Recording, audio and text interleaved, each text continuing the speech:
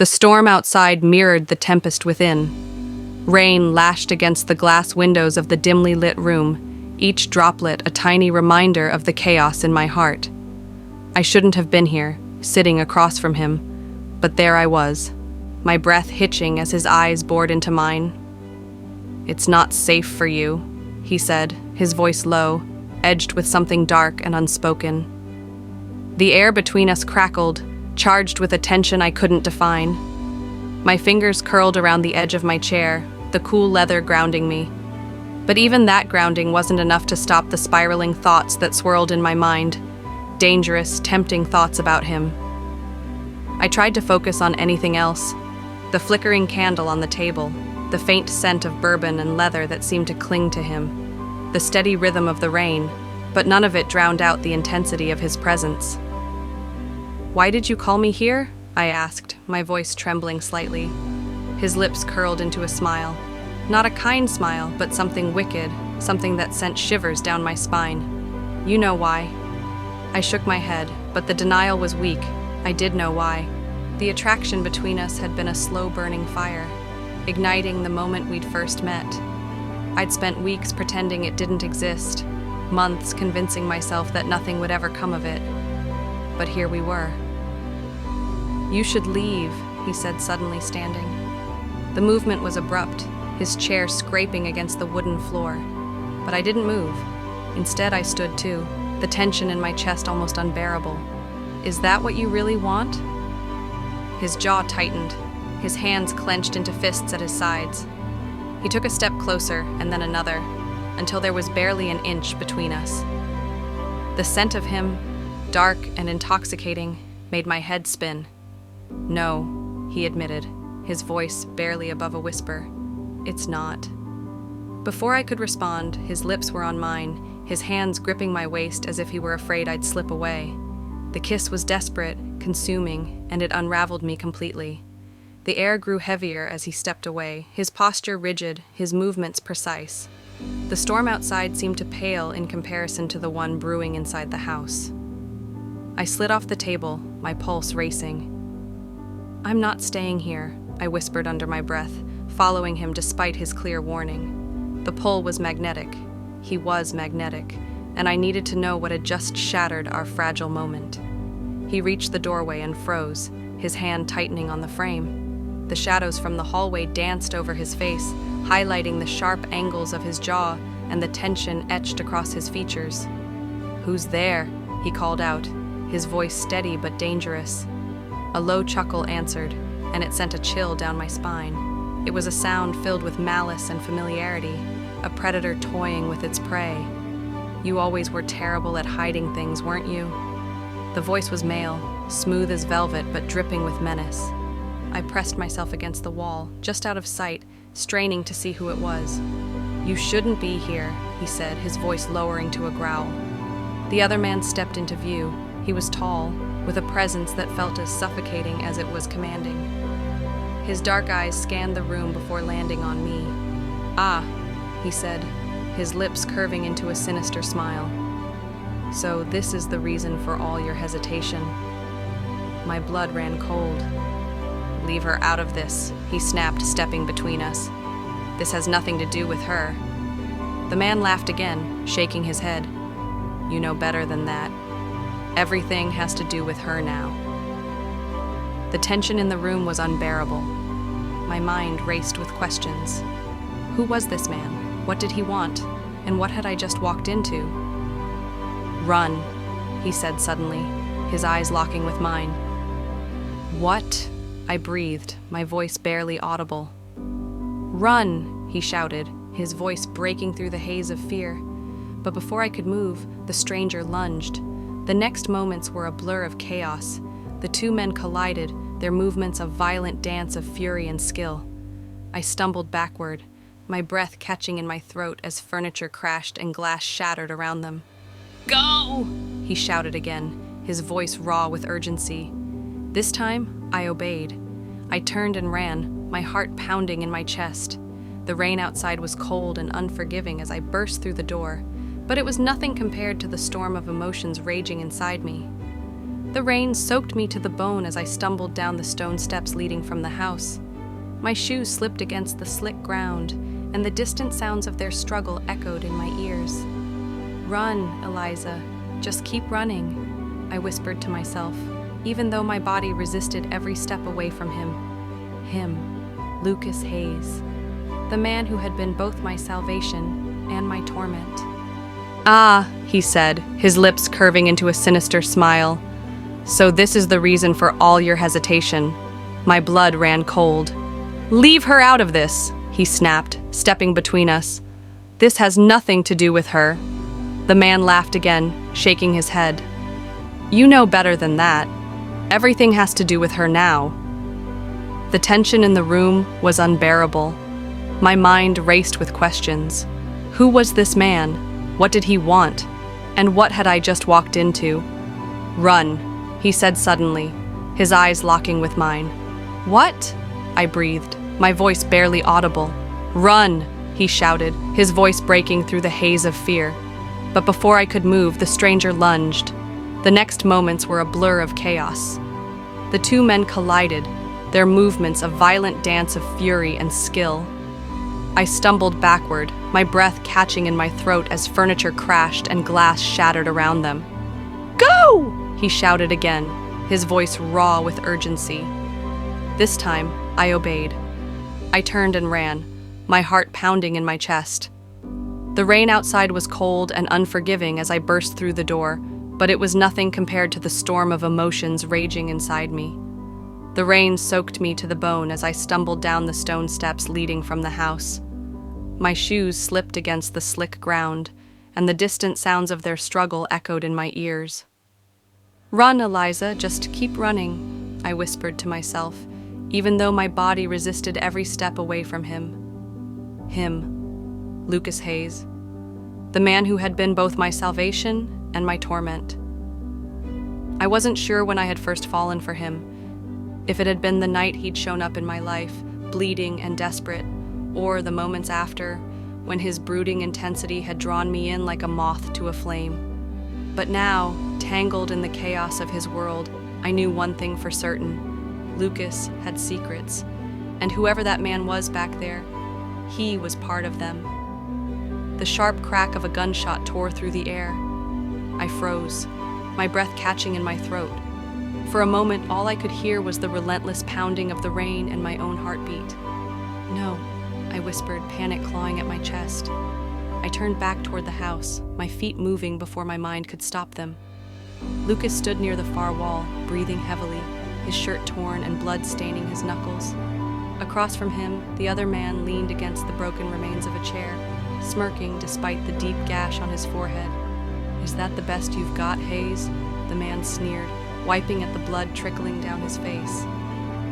"Get the hell out of my house, Damien," Lucas growled. Damien. The name sent a shiver down my spine.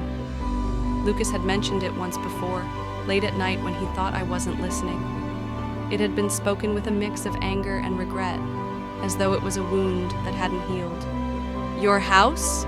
Your rules?" Damien taunted, straightening despite the obvious pain in his movements.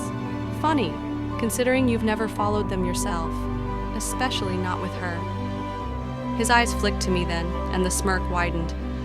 "Leave her out of this!" Lucas roared, stepping between us again. Damien laughed, the sound cold and cruel. "Oh, Hayes, you don't get it, do you? She's already in this. She's the reason you've been slipping, the reason you're weak." "Stop," I whispered, my voice barely audible. They both turned to look at me. "Eliza, get out," Lucas said, his voice softer now but no less urgent. "Listen to him," Damien said, his tone mockingly sweet. "Run along, little girl. You don't want to see what happens next." I clenched my fists, anger rising despite my fear.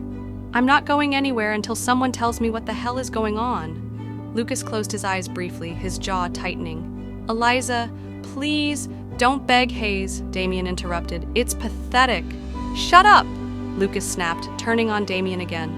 But before the fight could reignite, I stepped forward. "Enough!" I shouted, surprising even myself. "One of you start talking, or I'm leaving for good." The room fell silent. Damien raised an eyebrow, clearly amused. "You've got fire," he said almost approvingly. "I see why he likes you." Lucas shot him a warning glare before turning back to me. "Eliza, I can't explain everything right now, but you have to trust me." "Trust you?" I laughed bitterly. "You've been keeping secrets from me since the day we met, and now, this?" I gestured to the destruction around us. "You want me to trust you when I don't even know who you really are?" Lucas flinched, and for a moment, I saw something raw in his eyes, something that looked like regret. Damien, however, looked delighted. "Oh, this is better than I expected," he said, clapping his hands slowly. "Go on, Hayes, tell her the truth, or should I—" "Don't," Lucas warned, his voice dangerously low. But Damien ignored him, stepping closer to me. "Did he tell you about the deal, Eliza? About the blood on his hands? Or are you just another pawn in his little game?" "Damien, I swear to God," Lucas began. "You don't own me anymore," Damien snarled, the veneer of amusement slipping. "You don't get to make the rules, not after what you did." I looked between them, my head spinning. "What deal? What blood?" Lucas's silence was answer enough. "Fine," Damien said, his tone cold. "If you won't tell her, I will." The rain continued to fall, heavy and relentless, as I stood frozen in the doorway. Lucas and Damien faced each other like two storms about to collide, their tension palpable. But it wasn't just about them. I could feel the weight of it, the way it pulled me in, leaving me breathless. "Lucas," I said, my voice barely above a whisper. He turned to me, his eyes dark and full of something I couldn't name, desperation, anger, and something else entirely. "Eliza," he began, but Damien cut him off. "You really think she'll stay after this?" Damien sneered, his smirk sharp enough to cut. "She's already seen the cracks, Hayes. She'll run the first chance she gets." "Shut your mouth," Lucas snapped, his fists clenching at his sides. But Damien only laughed, his gaze flicking to me. "Tell me, Eliza, what did he promise you? Love? Safety? A life free from chaos?" "Stop it," I said, my voice shaking. He stepped closer, ignoring Lucas's growl of warning. "He's good at pretending, isn't he? But you should know, Lucas Hayes destroys everything he touches." "Enough!" Lucas's voice cracked like thunder. He moved then, faster than I thought possible, grabbing Damien by the collar and slamming him against the wall. "You don't get to talk about her," Lucas growled, his voice low and dangerous. "You don't get to touch her." Damien laughed even as Lucas tightened his grip. "Ah, there it is, the great protector. Tell me, Hayes, how long before you ruin her too?" "Lucas, stop!" I cried, my voice cutting through the tension. He froze, his shoulders rising and falling with every ragged breath. Slowly he released Damien, who staggered but didn't fall. "Always so dramatic," Damien muttered, straightening his shirt. "I'll leave you two lovebirds to it. But remember, Eliza, he's not who you think he is." With that, he disappeared into the rain, his laughter echoing long after he was gone. The silence that followed was deafening. Lucas didn't move, his back still to me, his hands trembling at his sides. "Lucas," I said softly, stepping closer. "Don't," he whispered, his voice raw. "Don't what?" I asked, my heart aching at the sight of him. He turned then, his eyes meeting mine. They were filled with so much pain, so much guilt, that it nearly broke me. "Don't look at me like that," he said, "like I'm something worth saving." I reached for him, my fingers brushing against his arm. "You're not a monster, Lucas." He laughed bitterly, pulling away. "You don't know that. You don't know what I've done." "Then tell me," I challenged, stepping closer. "Let me in." He shook his head, his jaw tightening. "You think this is some kind of love story, Eliza? It's not. I can't give you what you want. I can't be the man you think I am." "I'm not asking for perfect," I said, my voice steady despite the chaos in my chest. "I'm asking for you." He stared at me, his expression a mixture of longing and fear. And then, as if something inside him snapped, he closed the distance between us. his hands cupping my face as his lips crashed against mine. The kiss was rough, desperate, filled with all the things he couldn't say. His hands tangled in my hair, pulling me closer, as if he was afraid I might disappear. "Eliza," he murmured against my lips, his voice breaking. I wrapped my arms around him, anchoring him to me. "I'm here," I whispered. "I'm not going anywhere." But even as I said the words, I could feel the chaos closing in around us, threatening to tear us apart. Lucas's hands trembled against my skin, his kiss deepening with a hunger that seemed to come from someplace dark and desperate. It wasn't just passion, it was a plea, a silent demand for me to understand everything he couldn't say. But the storm wasn't just outside, it was within us. He pulled away suddenly, his breath ragged, his forehead pressed to mine. "Eliza, I shouldn't—" "You should," I whispered, cutting him off. My voice shook, but my resolve didn't.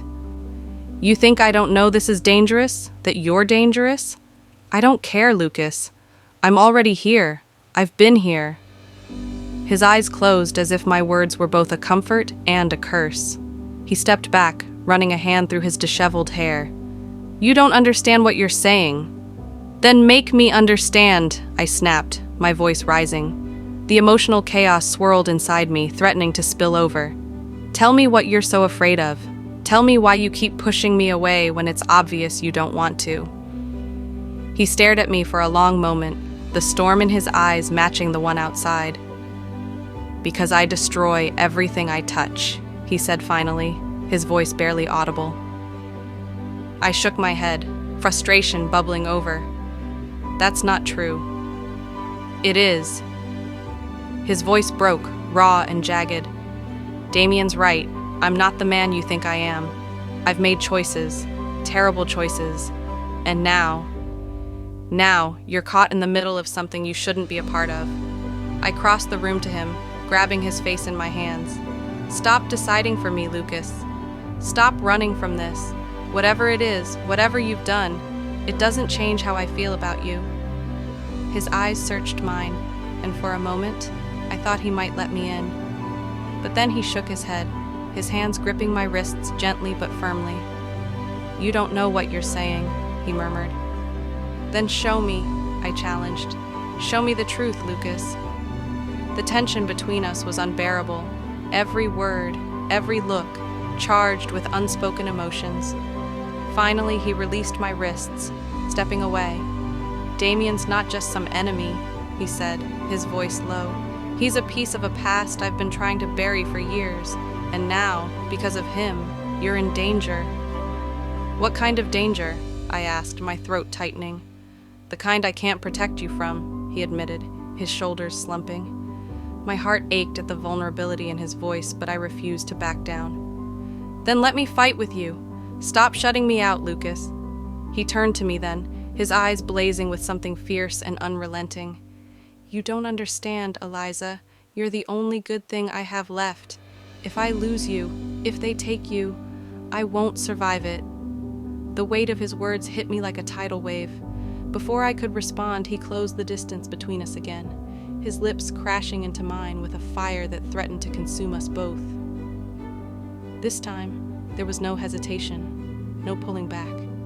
His hands roamed my body with an urgency that bordered on desperation, as if he was trying to memorize every inch of me. "Lucas," I murmured against his lips, my fingers tangling in his hair. "I need you," he whispered, his voice breaking. "God, I need you." His words unraveled me completely. The chaos outside was nothing compared to the chaos between us, the overwhelming intensity of everything we'd been holding back. But just as we began to lose ourselves in each other, the sound of glass shattering in the next room jolted us apart. Lucas's entire demeanor shifted. He straightened, his body tense and his eyes sharp. "Stay here," he said, his voice cold and commanding. "Lucas, stay here, Eliza," he repeated, his tone leaving no room for argument. And then he was gone, disappearing into the shadows as I stood there, my heart pounding, and the taste of him still on my lips. The house fell into silence again, save for the rain beating against the windows. My chest rose and fell as I stood frozen in place, my mind racing. I couldn't stay where I was, not with the uncertainty swirling around me. "Stay here," Lucas had said, but staying still was impossible. I followed the faint sounds of his footsteps, my bare feet careful against the broken glass scattered across the floor. Every part of me was drawn to him, the pull so strong it felt like gravity. When I found him, he was standing near the fireplace, his back to me, staring at the flickering embers as if the answers to his torment lay within them. His shoulders were tense, his head bowed, and for a moment he looked like a man lost in a war only he could see. "Lucas," I said softly, my voice breaking the heavy quiet. He turned slowly, his expression raw. "I told you to stay back, Eliza. You think I'm going to just walk away now? After everything?" I stepped closer, my voice trembling with emotion. "You can't keep shutting me out. You can't keep deciding what's best for me." His jaw clenched, his fists tightening at his sides. "I'm trying to protect you." "And what if I don't need protecting?" I challenged, closing the distance between us. "What if all I need is you?"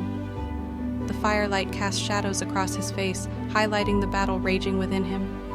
"You don't know what you're asking for," he said, his voice low.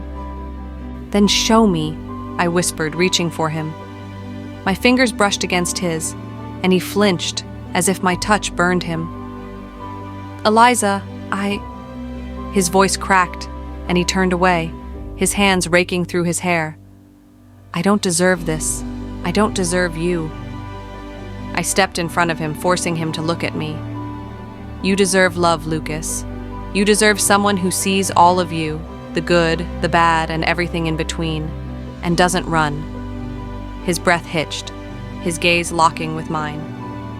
And then, as if something inside him finally broke, he pulled me to him, his lips capturing mine with a ferocity that left me dizzy.